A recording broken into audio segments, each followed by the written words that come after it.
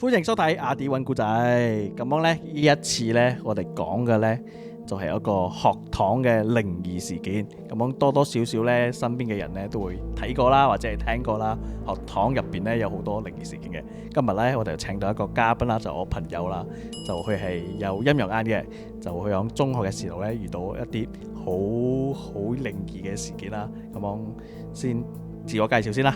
Hello，我係阿 Chan。咁阿 Chan 啊，你響學堂啦，你有陰陽眼啦，咁我哋學堂應該睇過好多嘢噶啦。好多嘢咯。今日你分享下一啲比較靈異事件嘅嚟聽下啦，學堂嘅。啊，花園區隔離咧就有一個籃球場嚟嘅。OK，又係花園區附近。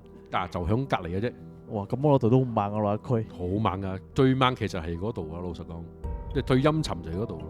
所以我哋一擺就打籃球啊，6個人去就3個打3個咁啦。所以一擺我打籃球，梗係有時發力大力個頭掟咗出去嘅。係。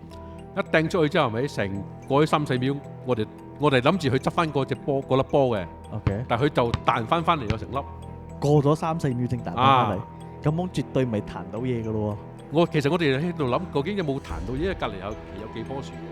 OK。你彈到嘢，你一定聽到彈翻嚟彈到嘅聲再翻翻嚟咁噶嘛。但係冇嗰隻聲嘅。哇！即係你哋射太夠力，跟住出咗去3-4秒，無端端掉翻翻嚟。嗰粒波就響空中咁樣跌翻入嚟，佢唔係碌住入嚟嗰種嘅。唔好搞啊你！跟住你哋咩反應啊？見到嗰粒波都唔好又走咯。我都走啊！我做喺度咩？誒，點解翻翻嚟㗎粒波？點解嘅？點解？等我行入去睇下先咁。喂，唔好搞我，走啊！咁呢壇嘢過後有咩發生冇？有啊，有我同輩嘅都發燒啊！發燒啊！發燒啊！咁我係領咗嘢啊！應該個頭啊！輕強嘅領嘢啊，因為發燒發2日咁樣啫，就 OK 翻。協咯。